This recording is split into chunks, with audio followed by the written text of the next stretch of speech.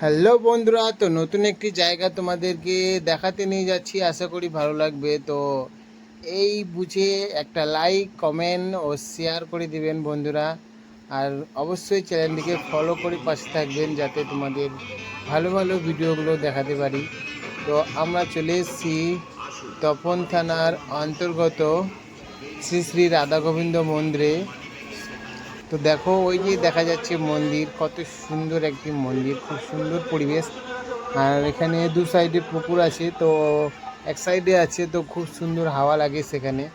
তো দেখে নাও মন্দিরটা কেমন লাগছে, তোমাদের বলো, কমেন্ট করে জানাও। আর কে কে এখানে এসেছো সেটাও বলে দিবা কমেন্টে, কে কে দেখেছো মন্দিরটি।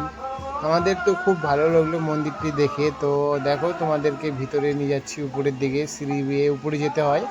আর নিচের দিকে জায়গা আছে, ওখানে খাওয়া দাওয়া হয়, খাওয়া দাওয়া হচ্ছে পুজোর সময় খিচুড়ি খাওয়া দাওয়া। আর উপরে হচ্ছে মন্দির, সেখানেই আমাদের শ্রী কৃষ্ণ ঠাকুর আছে। আর প্রচণ্ড লাইন লেগেছে, প্রচণ্ড ভিড় হয়েছিল, কারণ দুপুরের ভোগ চলছিল, তার জন্য প্রচণ্ড ভিড় হয়েছিল।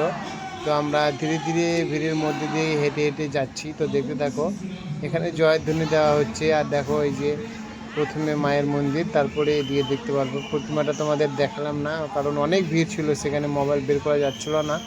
পরের দিকে তোমাদেরকে দেখাচ্ছি, দেখতে পাবে, দাঁড়াও।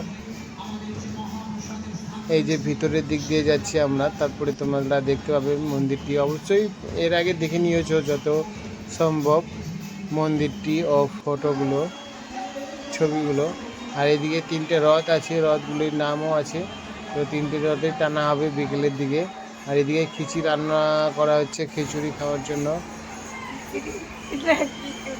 তো দেখতে থাকো ভিডিওটি, কত লোকের ভিড় এসেছে দেখো। আর আমরা এসে থেকে কয়েকটি ছবি তুলে নিলাম। আর ভিতরের অবস্থাটা দেখো। আর ভিতরে এখানে নাম কীর্তন হচ্ছে ভিতরে, তার জন্য।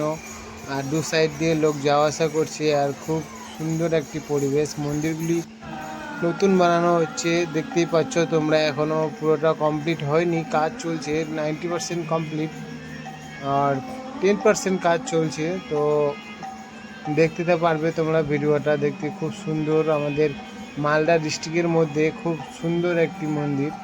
মালদা ডিস্ট্রিক্ট না, এটা হচ্ছে তপন, দক্ষিণ দিনাজপুরের। আর অনেক বড় মেলা লেগেছিল এখানে। আর এর পাশেই আছে একটা 200 বিঘার ডিগি। তো ডিগিতে জল থাকে না, ডিগির মতো বলতে পারো। তো সেটা আমরা দেখতে গিয়েছিলাম অবশ্য। তো আমাকে তো এতটা ভালো লাগেনি, তোমাদেরকে জানিয়ে দিলাম জাস্ট। আর দেখো, আমরা সিঁড়ি থেকে নিচে নামে যাচ্ছি এখন। আর নিচে